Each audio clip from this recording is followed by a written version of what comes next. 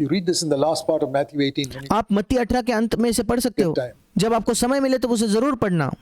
I forgave you so much, you couldn't forgive that person. मैंने तुम्हारी इतनी क्षमा की, क्या तुम उस दूसरे व्यक्ति को क्षमा नहीं कर सकते थे? Apply that to your life. अब इसे अपने जीवन में लागू कीजिए। Is the Lord saying to some of you here, I forgive you so much in your life. क्या प्रभु आप में से कुछ लोगों को जो यहाँ बैठे हैं आपसे कह रहा है क्या मैंने तुम्हें अपने जीवन में इतनी क्षमा की है?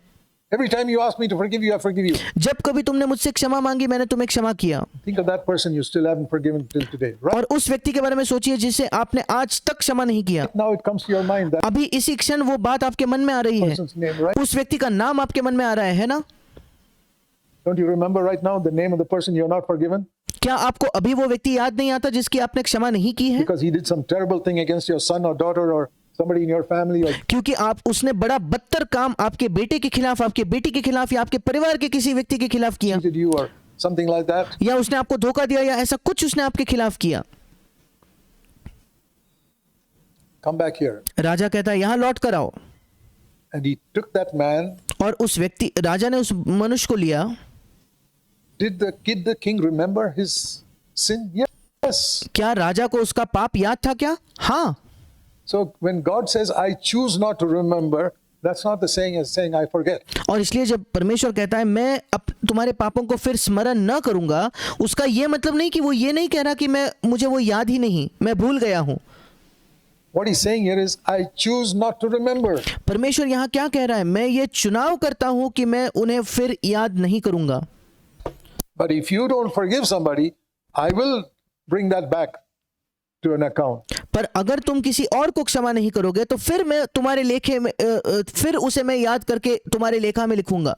And I'll call you to answer for it. और मैं तुम्हें बुलाऊंगा, उसके प्रति जवाबदेही मांगूंगा। And I don't have time to show that to you. In the last verse of Matthew 18, it says, और उसी के साथ साथ मेरे पास अब समय नहीं आपको दिखाने के लिए, पर मत्ती 18 के अंतिम वचन में ये भी लिखा है, He not only put him in jail, he handed him over to the torturers.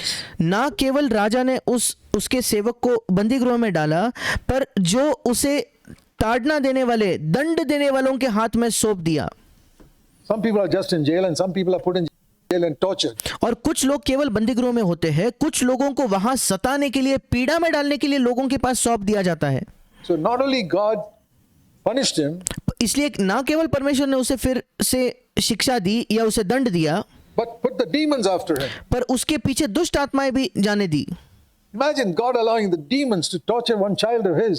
और सोच कर देखिए, कल्पना कीजिए कि परमेश्वर किसी अपने ही संतान के पीछे दुष्ट आत्माओं को उन्हें सताने देता है, अपने ही संतान को सताने देता है, Just because that guy would not forgive somebody. केवल इसलिए क्योंकि वो व्यक्ति किसी और को क्षमा नहीं करता था। Many of God's children are suffering some way spiritually, और परमेश्वर के कई संतान हैं जो किसी न किसी तरीके से पीड़ा में है, आत्मिक तौर पर not growing, वे उन्नति नहीं कर रहे, hindered. उनके जीवन में बाधाएं हैं। Whatever they try to do, they seem to come to a roadblock, a वो जो भी करने की कोशिश करते हैं वो कहीं ना कहीं खत्म होकर वहीं रुक जाता mountain है। in front of them. Another उनके सामने एक पहाड़ है, turn this way, there's a mountain there. You turn the other way, there's a mountain there. और फिर वे यहाँ मुड़ते हैं, वहां एक पहाड़ है, वहां मुड़ते हैं, वहां भी एक पहाड़ You है। find your way blocked everywhere spiritually. क्या आपको दिखता है कि आत्मिक तौर पर आपका मार्ग हर तरीके से बंद है, आप आगे नहीं बढ़ पा रहे? You find year after year after year, you're not growing spiritually. क्या आप देखते हो कि साल प्रति साल आप आत्मिक तौर पर उन्नति नहीं कर रहे? Despite all the meetings you attended, all इसके बावजूद कि सारी सभाएं जिनको आपने सभाओं में गए the हो messages you heard, और सारे संदेश आपने सुने हैं, फिर भी consider the possibility. As a doctor, I'll give you the diagnosis from scripture. और आज इस संभावना के बारे में सोचकर देखिए, एक डॉक्टर के समान मैं बाइबल से आपको आपकी समस्या बता रहा हूं। You have not forgiven someone आपने किसी व्यक्ति को क्षमा नहीं किया है, from your heart. अपने हृदय से किसी व्यक्ति को आपने क्षमा नहीं किया है। How do we pray in heaven? The Lord taught us to pray, Our Father who art in heaven, हम कैसे प्रार्थना करते हैं? प्रभु ने हमें प्रार्थना करना सिखाया, हे हमारे पिता तू जो स्वर्ग में है, hallowed be thy name, and तेरा नाम पवित्र माना for जाए। your name to be hallowed. और प्रभु तेरा नाम पवित्र माने जाने के लिए Please forgive me. You know the rest of that prayer? कृपया मुझे क्षमा कर। क्या आप उस प्रार्थना की बची हुई पंक्ति को जानते हो? Exactly as I have forgiven others. जैसे मैंने दूसरों के अपराध क्षमा किए हैं वैसे ही तू मुझे क्षमा कर। Lord, I have forgiven all those others, but I can't forget them. प्रभु मैंने उन सबको क्षमा तो किया है पर मैं उन्हें भूल नहीं सकता। Forgive me like that. Don't और प्रभु तू भी मुझे वैसे ही क्षमा कर। ever forget what I did against you. प्रभु कभी भी वो सब नहीं भूलना जो मैंने तेरे खिलाफ किया है। Is that how you want God to forgive you? क्या आप चाहते हो परमेश्वर आपको इस तरीके से क्षमा करे? Or do you say, Lord, please don't remember all the things I did? और या आप ये कहते हो कि प्रभु कृपया जो भी मैंने किया उसे याद भी मत कर। Well, the Lord says, don't remember what that guy did against you. और फिर प्रभु कहता है ठीक है, जो उस व्यक्ति ने तेरे खिलाफ किया तो उसे याद ना कर, Get it out of your mind. उस चीज को अपने मन से निकाल दे। This is so important that I want you to bow down in prayer now. Let's pray. और ये इतना महत्वपूर्ण है कि मैं चाहता हूं कि इसी क्षण आप अपने सिर झुकाकर हम प्रार्थना करेंगे। अभी हम प्रार्थना करेंगे। Please bow your heads with me. मेरे साथ अभी आपके सिरों को झुकाए, Close your eyes. अपनी आंखों को बंद कीजिए। Think. Who is that person you have not forgiven? और सोचिए वो कौन सा व्यक्ति है जिसको आपने क्षमा नहीं किया है। One person. एक व्यक्ति, Maybe two. शायद दो, Maybe somebody in the church. शायद कलीसिया में कोई, Maybe somebody in the office. शायद दफ्तर में कोई, Maybe a mother-in-law. शायद कोई सास होगी, Maybe some family member who cheated you of your rights or your property. Or या कोई आपके परिवार का जन होगा जिसने आपको धोखा देकर आपके अधिकारों को छीन लिया, आपकी जायदाद छीन ली, something. या कोई चीज आपसे छीन ली, Maybe some boss who fired you. या कोई आपका एक बॉस होगा जिसने आपको निकाल दिया काम से, Chucked you out of your job. आपके नौकरी से फेंक दिया उसने बाहर। Maybe a neighbor who made life miserable for you. कोई पड़ोसी होगा जिसने आपके जीवन को बहुत मुश्किल बना दिया है। Maybe somebody you said to whom you said, I'll never forgive you. शायद कोई व्यक्ति होगा जिसको आपने कभी कहा होगा कि मैं तुम्हें कभी क्षमा नहीं करूंगा। All those names come to your mind now. ये सारे नाम अब आपके मन में याद आ रहे हैं। Right now, forgive them. अभी इसी क्षण उन्हें क्षमा कीजिए। And it's so easy. और ये बहुत आसान है। Lord, I forgive this person. प्रभु मैं इस फलाने व्यक्ति को क्षमा करता हूँ। Mention the name to the Lord. उस नाम का जिक्र कीजिए प्रभु के सामने। And I forgive this person. और प्रभु मैं इस व्यक्ति को भी क्षमा करता Maybe हूँ। it's your marriage partner for something he or she did years ago. और हो सकता है कि आपका जीवन साथी वो होगा और ऐसी कोई चीज उसने की है कई वर्षों पहले। Lord, right now,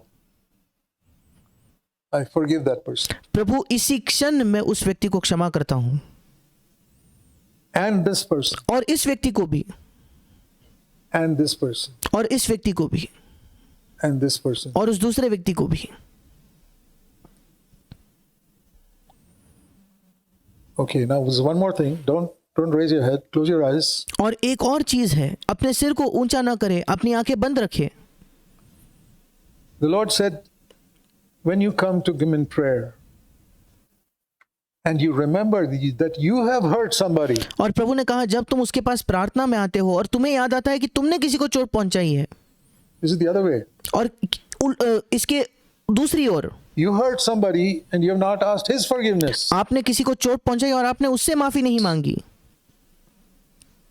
Leave your offering there. Stop praying, Jesus said. और अपना जो तोहफा है वो वही छोड़ दो, अपना बलिदान वही छोड़ दो, अपनी प्रार्थना करना रोक दो। Matthew 5, यीशु ने कहा मत्ती 5वें अध्याय में, verse 23-24. मत्ती 5 उसके 23-24 में यीशु ने स्वयं कहा Stop praying. प्रार्थना करना रोक दो, Leave your offering at the altar.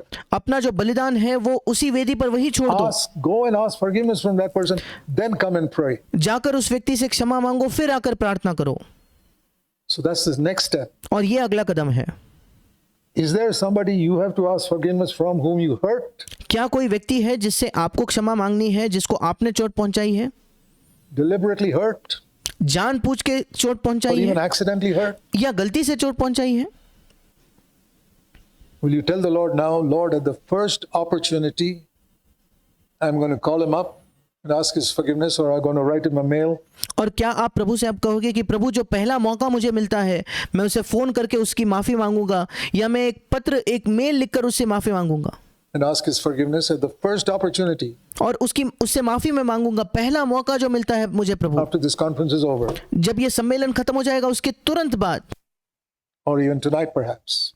या आज रात भी I'm going to settle it, Lord. मैं प्रभु उसको सुलझा I दूंगा। don't want a single person whom I have hurt in any way, whom I have not asked forgiveness from. प्रभु मैं नहीं चाहता कि एक इकलौता व्यक्ति जिसे मैंने किसी भी तरीके से चोट पहुंचाया हो, जिसे मैंने क्षमा नहीं मांगी है।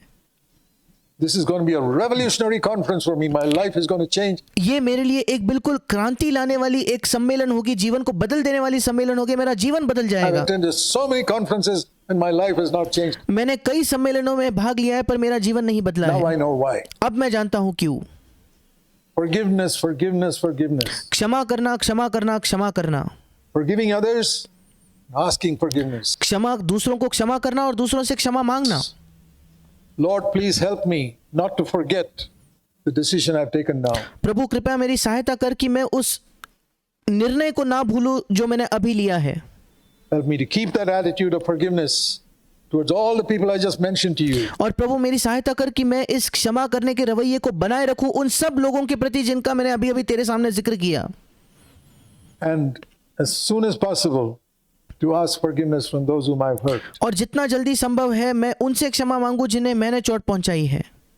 Even if it's your son or daughter or यहाँ तक कि वो अगर आपका बेटा आपकी बेटी होगी husband or wife. या आपका पति आपकी पत्नी होगी, At the first opportunity, set it right. पहले मौके में उसे सही कर दो, उसे सुलझा दो। Father, we ask this in Jesus' name. Amen. पिता हम यीशु के नाम से ये मांगते हैं, आमीन। Okay. Now we can continue. ठीक है, अब हम आगे बढ़ सकते हैं। Forgiving everyone is the first step to faith that can move mountains. और सबको क्षमा करना ये पहला कदम है एक ऐसे विश्वास के प्रति जो पहाड़ भी हिला सकता है।